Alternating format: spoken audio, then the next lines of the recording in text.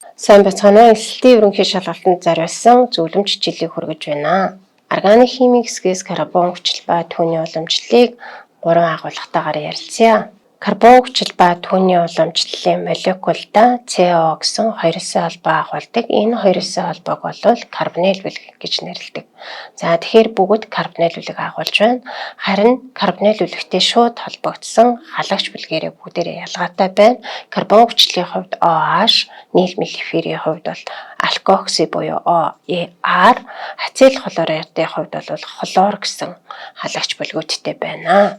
За карбон хүчил болон түүний уламжлалд байгаа CO карбонийл бүлэг нь маш хүчтэй электроныг татдаг бүлэг байгаа. Тийм учраас CO холбоогоор уралд ордог. Карбон хүчлийн уламжлалууд мөн ижилхэн CO холбоогоор уралд ордог байж байгаа. Тэгэхээр энэ уралыг бол халалцах ацетил халдцах уралууд гэж нэрлэдэг. За карбон хүчлийн хувьд бол CO холбооноос гадна OH гэсэн уралын идэвхтэй холбоотой. Одоо карбон хүчлийг авч үзье. Карбон хүчил нь молекулда карбоксил функционал бүлэг агуулдаг. Карбоксил функционал бүлэг нь CO карбонийл бүлэг, OH гидроксил бүлгээс тогтдог. За карбон хүчлийн молекул CO карбонийл бүлгийн хүчтэй электроныг татдаг нөлөөнөөс болоод CO холбоогоор уралд ордог, мөн OH холбоогоор уралд ордог байна. Карбон хүчлийн чухал шин чанар бол хүчлэг шин чанар.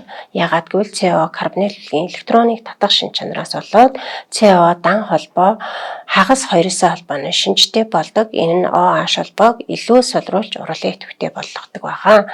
Карбон хүчлүүд устай харьцуулахад бол харьцангуй хүчлэг шин чанартай. Өөрөөр хэлбэл pK утга нь 4.2, усны 15.7 байж байна. За тэгэхээр устай хүчил суурийн уралд орж протон алдаад ацетат анион үүсгдэг байх нь мөн карбон хүчлүүд бол хүчтэй болон сул суурийн усан осмолтой харилцан үйлчилж протон алдаж ацетат анионыг үүсгдэг.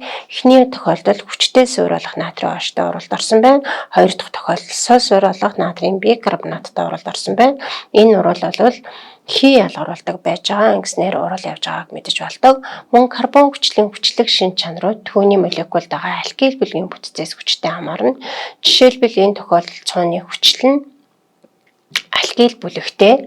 Энэ тохиолдолд pK утга нь 10-ын хасах 5 зэрэгтэр илэрхийлэгдэж байгаа бол хлорийн атомаар усрагчийн атомд солигдсон байна. Энд 1 болон 2, 3 ширхэг хлорийн атомаар солигдоход OH гэсэн холбоо илүү суларсан буюу хүчлэг шин чанартай болсон нь 10-ын хасах 1 зэрэгт түүний pK утга хүрч ирж байгаагаар тайлбарлаж болно. За карбон хүчлийг гарган авах уралуудыг ярилцъя. Нэгдүгээр альдгидийн эсэлдэх уралаар гаргаж авдаг. За энэ уралыг бол тойлонсын болон филингийн урал гэж ярьдаг. Эдгээр урал нь бол альдгидийн хувьд бол чухал чанарын урал болдог. Яагаад гэвэл уралаар үүсэж байгаа бүтээгдэхүүнүүдэнд ажиглах тооц байдаг. Альдгидийн тохиолдолд бол тойлонсын уралжаар эсэлдэх уралд орж карбон хүчилд хувирдаг. За уралаар бол мөнгө үүсдэг. Энэ нь 3 шилний гадаргууд мөнгөлөг толь шиг галгаар нэмгэн үе үүсдгээр урал явсныг таних болно. Хоёрдугаарт нь филингийн уралжаар альдгид уралд орж мөн карбон хүчилд хувирдаг. Энэ уралаар цэсийн 1 валенттай оксид үүснэ. Энэ нь улбар шар өнгөтэй байдаг. Тэгэхээр цэсийн гидроксидын цэнхэр өнгө улбар шар өнгийн булангартай осмол болж хувирснаар урал явж байгааг таньдаг байна. За эсэлтийн ерөнхий шалгалтын 19 оны 29/2-3-д эдгээрийг тусгасан байж байгаа. Хоёрдугаарт нь карбон хүчлийг нитрилийн гидролизийн уралаар гаргаж авдаг. За энэ урал нь маш хялбархан хүчил болон шүлтийн оролцоотой явагддаг. Уралаас бол карбон хүчил болон карбоксилат анион буюу карбон хүчлийн давс үүсдэг байх нэ. Гуравдугаарт нь йодо формын уралаар энэ бол маш онцлог урал. Яагаад гэвэл зөвхөн заавал метилийн бүлэг агуулсан кетоны хувьд явагддагаараа онцлог. Мөн 2 дахь спиртүүдийн хувьд энэ урал явдгаа гэдгийг санах хэрэгтэй. За урал ерөнхийдөө үндсэн 2 шатаа тогтно. Эхлээд метил бүлгийн усрагчийн атомууд йодоор халагдж байгаа. За тэрийн метил йод гэсэн бүлэг орж иж байгаа. Дараагаар нь энэ бүлэг нь шүлтийн оролцоотой гидролизд орж карбон хүчлийн функционал бүлэгт шилждэг. За уралаар бол трииодометан үүсдэг. Энэ нь бол улбар шар өнгөтэй тундас байдгаа. Үгээр бол мөн метил кетонуудыг таньдаг чанарын урал болж хувирдаг юм аа. Дөрөвдүгээрт нь карбон хүчлийг мөн түүний өөрийнх нь уламжлалаас гаргаж авдаг. Дараагийн слайдууд дээр үзье. Карбон хүчлийн чухал уралыг ярилцъя. За энэ тохиолдолд карбон хүчлээс нийлмэл эфир гарган авах уралыг ярья. Карбон хүчлийг спирттэй хүчлийн оролцоотой боловсруулж нийлмэл эфирийг гаргаж авдаг. Хүчлийн оролцоотой явагддаг учраас энэ уралыг фишерийн эфирч урал гэдэг. За этаны хүчлээс метил этан гаргаж авч байгаа эфирч уралын механизмыг дэлгэрэнгүй ярья. Энэ тохиолдолд хүчил карбонил бэлгийг протонжуулдаг. Ингэснээр бол карбонил бэлгийн нүүрс төрөгчийн атом илүү электрофишинчтэй болж нуклеофил түнлүү давталхад хялбар болдгоо.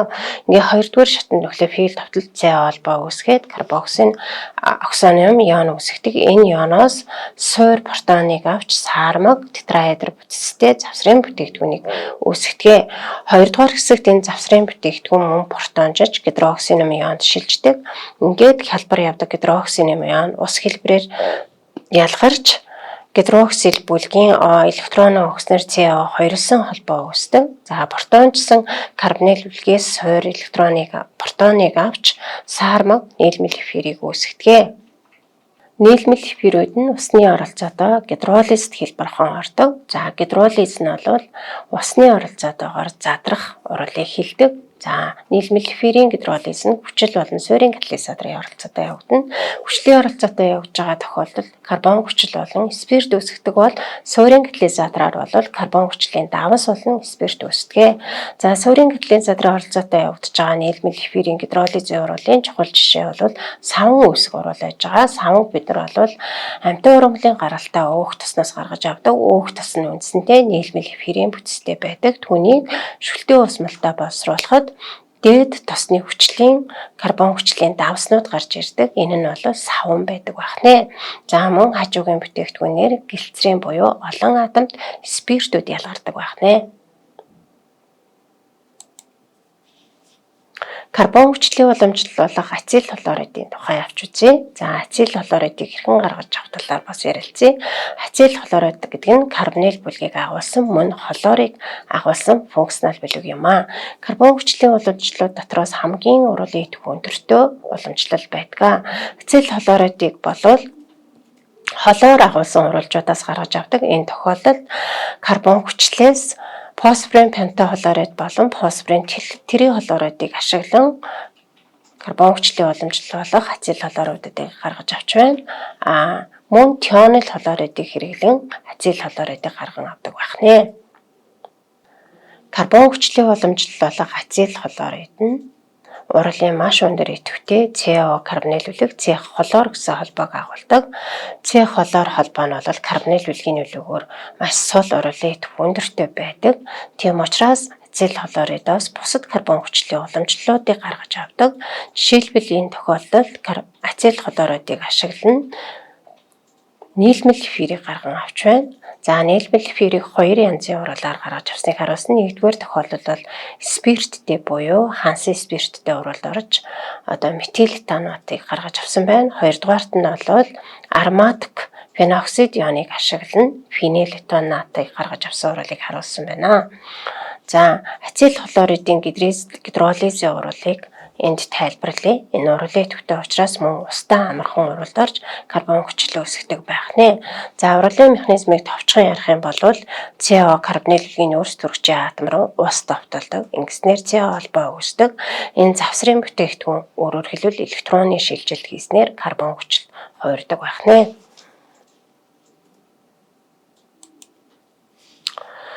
За элтийн ерөнхий шалгалтын материалаас 2017 оны 34-р засгал байгаа. Энэ бол карбон хүчлийн хүчлэг шин чанарыг ярьсан байж байгаа. За өмнө бид нэр галогенидийн тооноос хамаарат карбон хүчлийн хүчлэг шин чанарт хүчтэй нөлөөлж байгааг харсан бол энэ даалгавар дээр бол галогены байршлаас хамаарат карбон хүчлийн хүчлэг шин чанарт хэрхэн нөлөөлж байгааг илэрхийлсэн байж байгаа. За нэгдүгээр тохиолдол бол галоген бол дөрөвдүгээр нүүрс төрөгчийн атом буюу карбоксил бүлгээс нэлээд хол байна. Хоёрдугаар тохиолдол бол гуравдугаар нүүрс төрөгч буюу карбон хүчлээс хүчил рүү ойртож эхэлж байна. Гуравдугаар тохиолдол бол карбоксил бүлгийн халагч бүлгийн дараагийн нүүрс төрөгчийн атом буюу ойрхор байрлсан байна. Эндээс харахад хүчлэг шин чанар нь 10-ын хасах 3 зэрэгт, бусад хоёр тохиолдолд 10-ын хасах 5 зэрэгт болж буурсан байгаа нь харагдаж байна. Тэгэхээр хэдий ч нэ галоген нүүд карбоксил бүлэгтэй ойрхон байна. Түүний хүчлэг шин чанарыг ихсэгдэг байх нэ гэдгийг анхаарна. 19 оны материалаас 23 дугаар дасгалыг харуулъя. Энэ нэгдэл бол гидролизд орно гэж байгаа. Гидролизд ороход ямар бүтээгдэхүүн үүсэх вэ гэж байгаа. За тэгэхээр бид нэр химийн холбоог харна. Дан холбоотой хүчлэрвчийн атомыг харна. За түүнтэй шууд холбогдсон алкил бүлгийг харах хэрэгтэй. Энд бол изопропил буюу пропан үүсэх боломжтой байна. За тэгэхээр гидролизд орохдоо CO гэсэн дан холбоогоор тасралт ордог. За ингээд 2 дахь спирт болох пропанол 2-ыг үүсгэж байна. За тэгэхээр D хувилбар дээр очиж байна. За дараа карбон хүчил нь бол 2 нүүрсдөрөгчийн атомтай этаны хүчил үүсэж байна. Тийм учраас зөв хариулт бол D буюу пропанол 2 бол этаны хүчил байх нэ. 20 оны яшин материалаас бол 34 дугаар дасгалыг авч үзье. За энд бол бутаны хүчил этилийн спирт 2-ыг харилцан үйлчлээд нийлмэл эфир гаргаж авч байгаа. Тэр нийлмэл эфир нь хамбар хугацаа үнэртэй байдаг байх нэ. За ингээд гаргаж авсан этил бутанууд нь 50% гарцтай гардаг гэж байгаа. За ингээд тооцоо хийхийн тулд бол 8.8 г бутаны хүчил 2.3 г этилийн спирт 2-ын хинэн бүрэн зарцуулагдсан бэ гэдгийг олно. Тэр хэмжээнээс онлын хувьд 100% гарцыг олно. Тэр онлын гарцаас зөвхөн 50% нь уруулаар үүссэн гэдэг тоогоор нь тэр тоо энд өгсөн тоонуудад харгалзах нэ. 2019 оны 23 даалгаварт мөн эсэлдэх уруулаар карбон хүчил үүсэх даалгавар байж байгаа. За энд бол 3 янзын хүчилрэг жагуулсан нэгдэл өгсөн байгаа. Энэ ерөнхий томьёоноос харахад бол 2 нь бол нэг ширхэг хүчилрэгчийн атом агуулж байгаа. Эндээс бол спирт болон альдегид кетон байх боломжтой. Нэг нь бол 2 ширхэг хүчилрэгчийн атом агуулж байгаа учраас карбон хүчил болтой эсэлзэн гэдгийг зааж болно. За энэ бицийг 3%-аар тавьсан байгаа. Тэгэхээр А нэгдэл бол спирт байж таарна. Нэг хүчилрэгчийн атомтой учраас нэг суурьт ганц спирт байна. В нэгдэл нь бол нэг ширхэг хүчилрэгчийн атомтай тэгээд эсэлдэж байгаа учраас өөрөөр хэлбэл альдегид буюу 4 номерын хариулт байх боломжтой. С бол карбон хүчил болтой эсэлдсэн. За нэг суурьт 2 ширхэг хүчилрэгчийн атом байгаа учраас нэг суурьт карбон хүчил болох нэ. За ингээд энэ 3 нэгдлээсээ бол өөр хэмжээтэйгээр аваад томьёог нь тодорхойлох зорилгоор Б нэгдлийг бол мөнгөний оксидын аммиакийн уусмал буюу тоолонсын уруулжтай уралд оруулсан байгаа. Ингээд ялгарсан мөнгөний хэмжээ олно. Энэ хоёр бодисын хэмжээнээс хамааруулад Б нэгдлийн молийн массыг олчиж байгаа. За тэр молийн массыг олсноор С хэдэн ширхэг буюу Э-ний тоог олчихно. Тэгэхэд энд бол 3 байж байгаа. Тэндээс бид нар бол С3 та спирт байжээ гэдгийг мэдэж болно. За ингээд бол BC А нэглүүдийн нүүрсдөрөгчийн тоо тэнцүү гэж байгаа учраас энд бол пропан болон пропаны хүчил пропанал байх боломжтой. Тэгэхээр С нэгдлийн нэр тохирох гэж байгаа учраас энэ нь бол одоо пропаны хүчил байх нэ. Анх авсан үйл мэдэгдэх шингэний массыг ол гэж байгаа. За энэ дээр эсэлдэх урлын тэгштгэл бичээд тооцоо хийгээд массыг олж байгаа. Ингээд бол 36 г бодис өсөж байгаа. Анхаарал тавьсан та бүхэнд баярлалаа.